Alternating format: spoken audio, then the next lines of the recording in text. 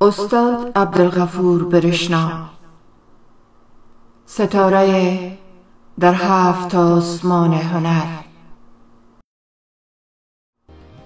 نگارنده زلمه رزمی،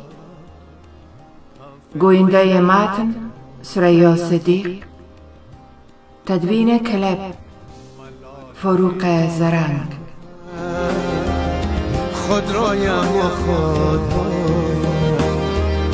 در دشت مکان دارم تا فطرت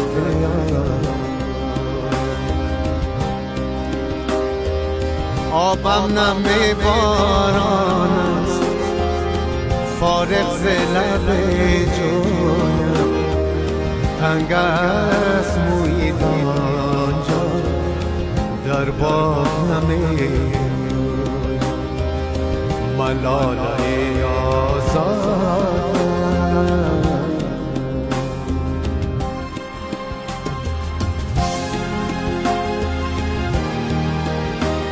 در سرزمین ما هنرمندان گرانقدر پا به عرصه وجود گذاشتند که هر یک در زمینه‌های مختلف هنری از خود آثار گرانبار به یادگار ماندند.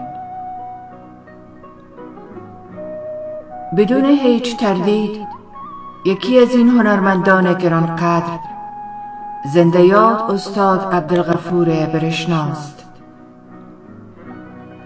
نام محبوب و ارجمند برای همه هنرمندان، فرهنگیان و فرهنگ دوستان میهن ما. او هنرمندی بود توانا و پرتلاش که با خلاقیت و آفرینش‌های گرانبهایش حضور خود را به حیث یک آفرینشگر ارزنده در هنرهای گوناگون به اثبات رسانید.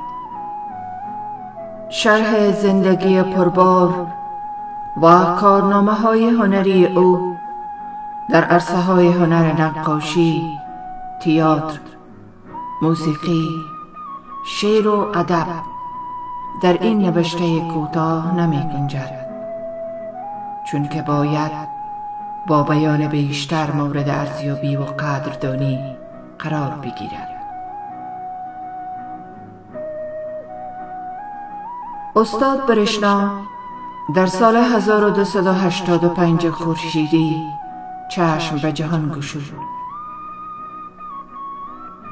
او هنوز کودک بیش نبود که میل به آفرینش‌های ادبی در او جان گرفت و راه فراگیری این هنر را برگزید.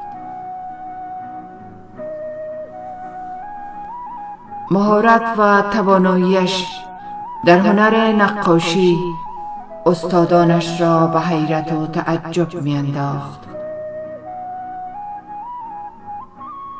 استاد برشنا آموزش‌های دوره ابتدایی را در مدرسه به نام ترقی و تحصیلات متوسطه را در لیسه حبیبیه به پایان رسانید. او ابتدا جهت آموزش حرفوی هنر نقاشی نزد پروفسور غلام محمد میمنگی به شاگردی نشست و سپس غرض تحصیلات عالی در رشته طب به آلمان فرستاده شد.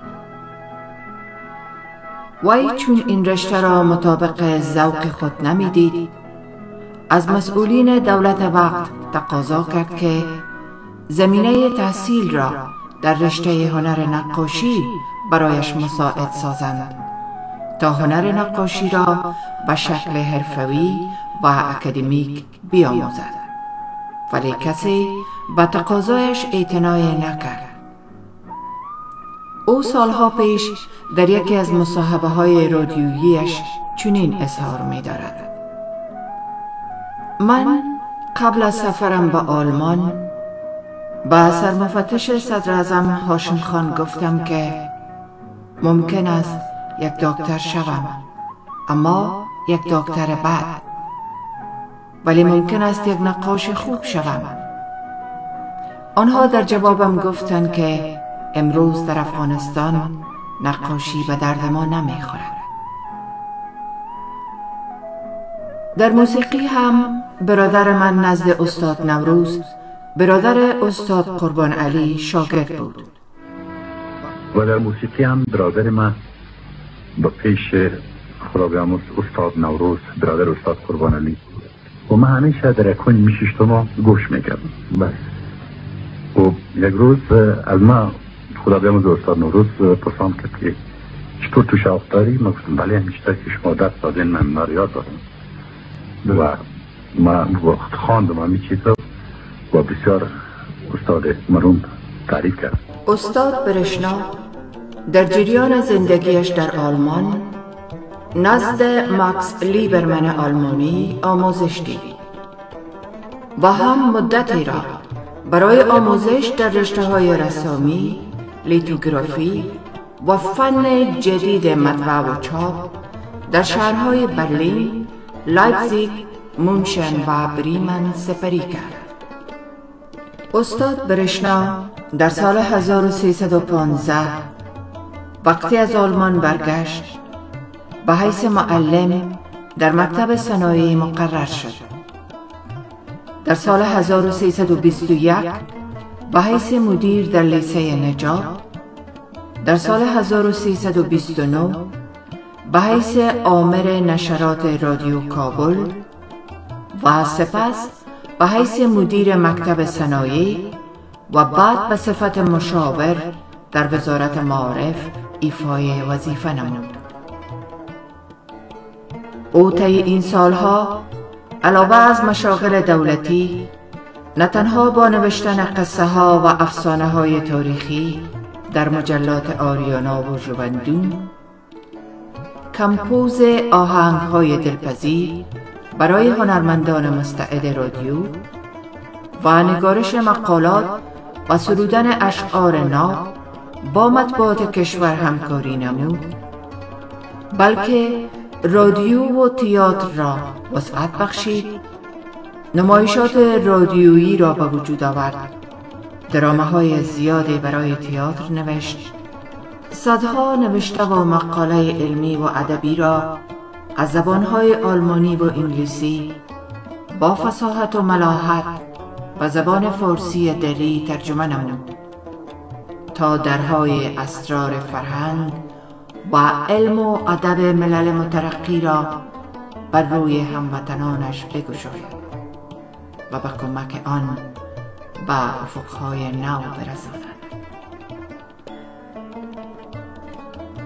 زندگی امیر شیرعلی خان از متن آلمانی به دری یکی از ترجمه ها و تونل، لالا ملنگ و مریض عشق از نمایشنامه های پرسر و صدای اوست. استاد برشنا در کنار این همه فعالیت های ثمر بخش در سرودن شعر و داستان نویسی نیز دست توانایی داشت. مجموعه اشعار و داستانها، قصه ها و افسانه هایش مثل کاک اورنگ و کاک بدرو، قفل دل، نیکی و بدی، لیان دختر پادشاه باختر، باد آورده را باد میبرد، یک فامیل کوچی و غیره سالها قبل به چاپ رسیده و به دسترس علاقمندان قرار گرفته است. استاد برشنا در رشته موسیقی نیز گوش موسیقایی معتبر و قوی داشت. هم آهنگ می ساخت، هم تصنیف می سرود و هم با نام مستعار رنگریز در رادیوی آن زمان آواز می خواند و چه زیبا و دلنشین می خواند. لب خندان و غزل خان و بسد ناز بیا و برم باد بیا بیا شوق تنها بیا لب خندان و غزل خان و بسد ناز بیا و برم باز بیا بیا شوق تنها بیا مصمت ہوش و خاموش و نظر باز مصمت ہوش و خاموش و نظر بازیا ببرم بازیا مارا میرا دیا بازیا یار دم سازیا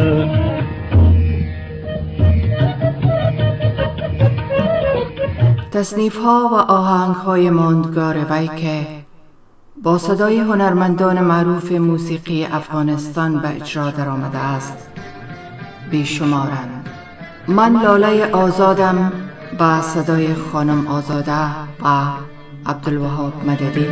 من لاله آزادم من لاله آزادم خودرویم و خودرویم در دشت و مکان دارم هم فطرت آرویم در دشت و مکان دارم هم فطرت آرویم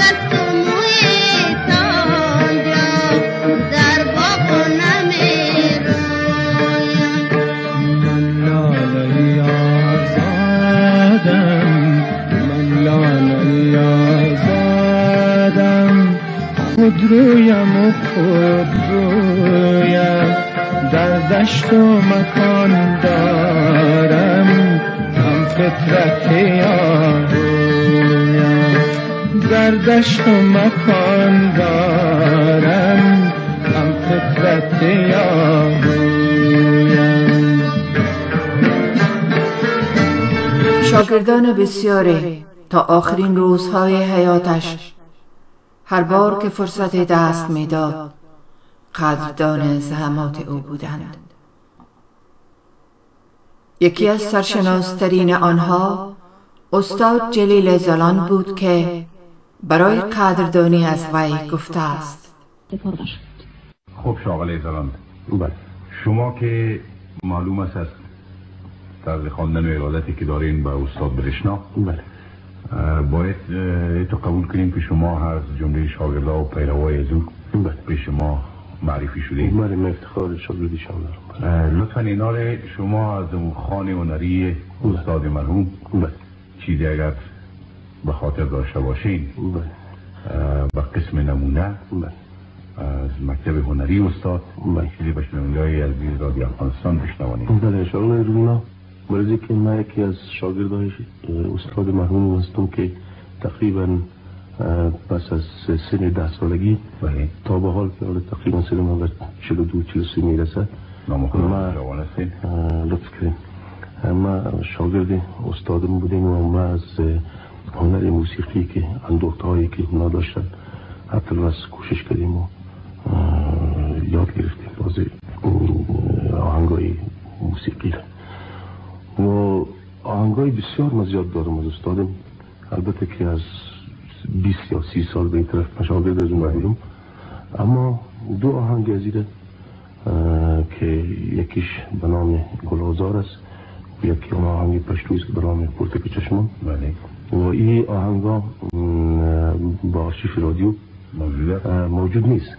موجود نیست خوانده، البته در سابق خوانده شده اما فعلا خوانده نشده و این ما چون برزی که وقت کم بود و تنها به یک هرمونیه و تبل استاد بسیار محترم استاد هاشم ما با اون همراهی میکنم. یا آهنگ در حالی که شما باور کنید که بسیار متاثرم هستم، یعنی اصلا از روی من خواندن نمیشه اما خوب به یاد بوده از اون استاد محترم یا آهنگ رو تقدیم میکنم. خدا کنم شنونده های ما خوش میکنم. مهربانی کنید.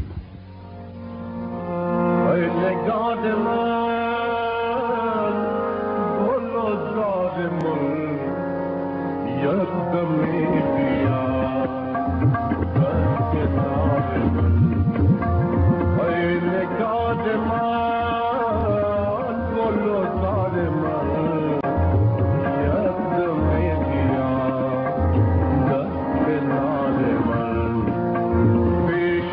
زان که من از جهان روم قبض از سلطنت از مزار من پیش از آن که من از جهان روم قبض از سلطنت از مزار من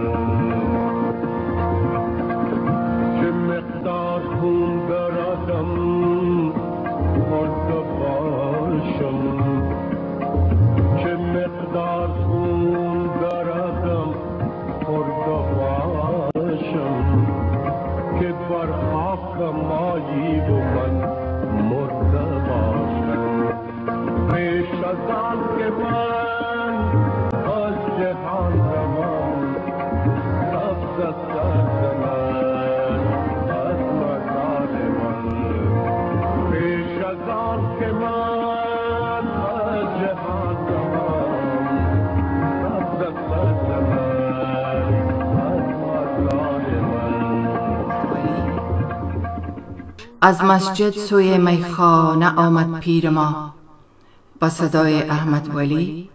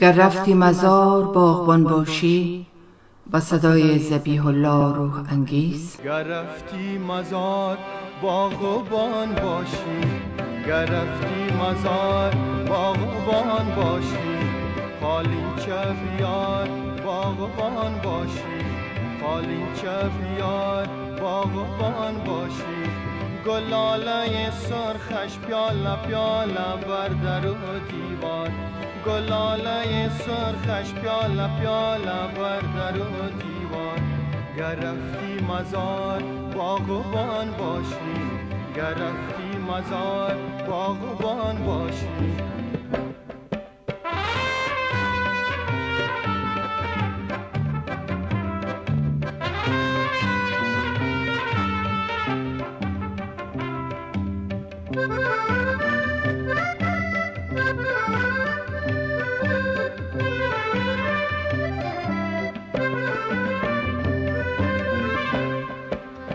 اشکو که از یادت نره، اشکو که از یادت نره، الا چاو پسته بره، الا چاو پسته بره.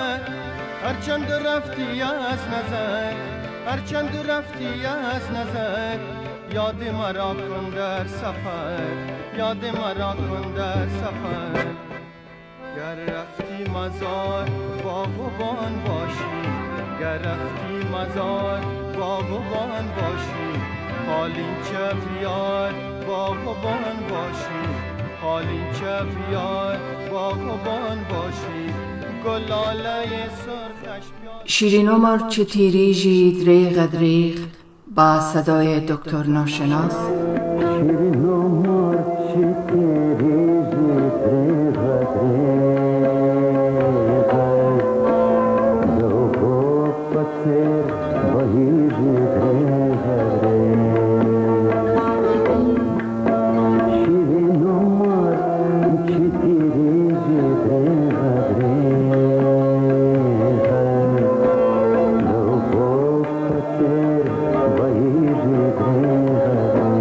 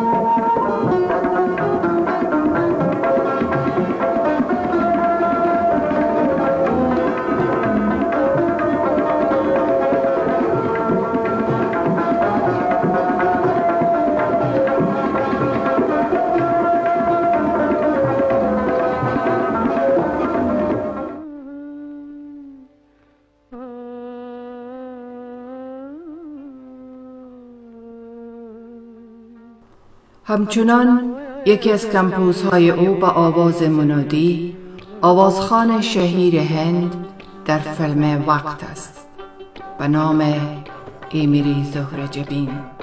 ऐ मेरी ज़ोहरा जबीं तुझे मालूम नहीं, तू अभी तक है हंसी और मैं जवान, तुझ पे कुर्बान मेरी जान मेरी जान.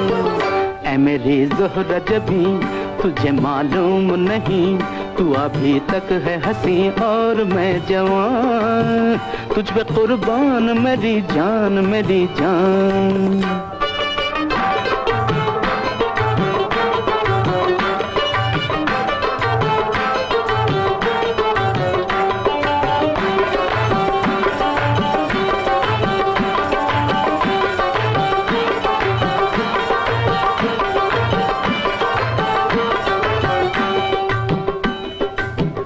ये शौखियाँ ये बांकपन जो तुझ में है कहीं नहीं, ये शौखियाँ ये बांकपन जो तुझ में है कहीं नहीं, दिलों को जीतने का फन जो तुझ में है कहीं नहीं. मैं तेरी आँखों में पा गया दो जहां, मैं तेरी आँखों में पा गया दो जहां. ऐ मेरी ज़ोहरा जबीं तुझे मालूम नहीं, तू अभी तक है हंसी और मैं जवान, तुझ पे कुर्बान मेरी जान मेरी जान. آثار نقاشی استاد برشنا نیز بی‌نظیر است.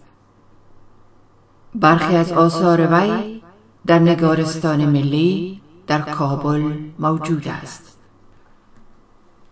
حدود 200 اثر رنگ آبی، نوکاهنی و سوختکاری‌های او نزد فامیلش در آلمان نگهداری می‌شوند که تاکنون چند بار در شهرهای مختلف این کشور به نمایش گذاشته شده و مورد استقبال دوستداران هنر نقاشی قرار گرفته است.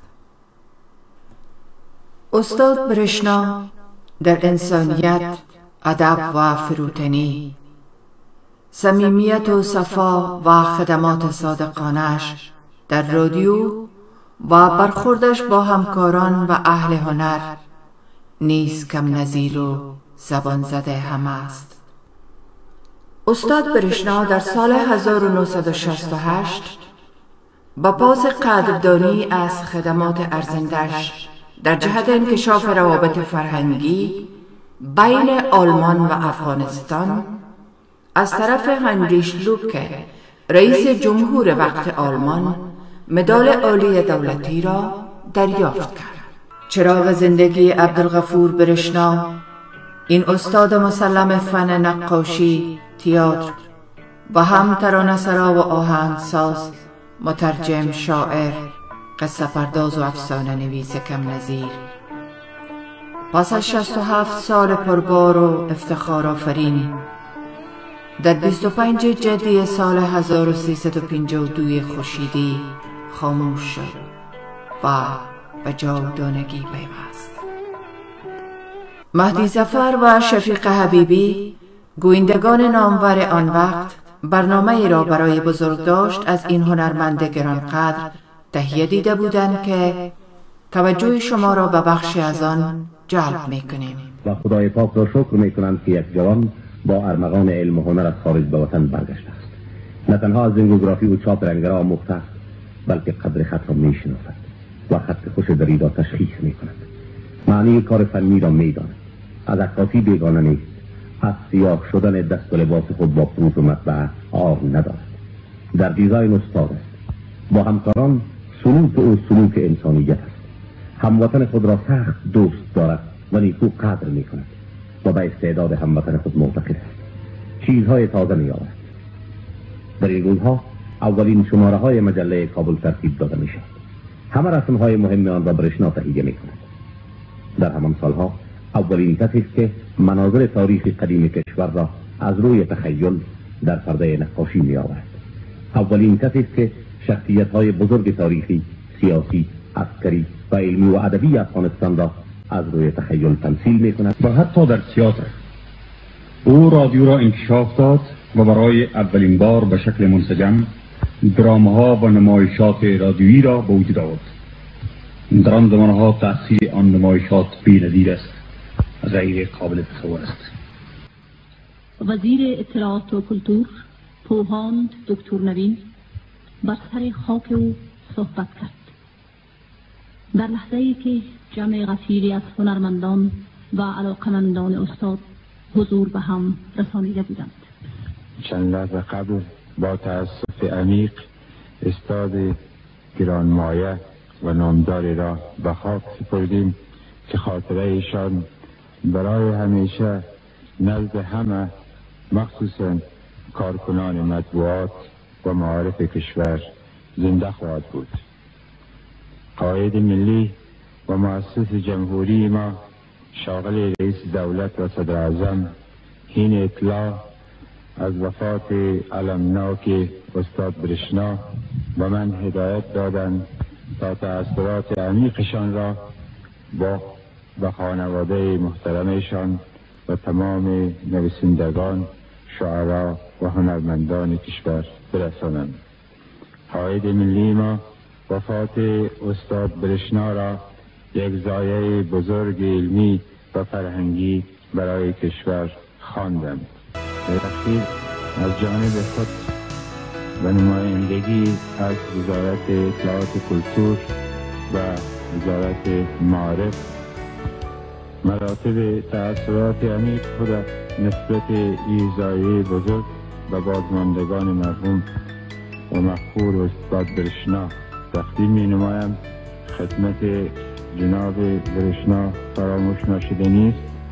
برشنا چراغی است که در خلقه های هنر و مطبوعات و معارف افغانستان تا ابد روشن است.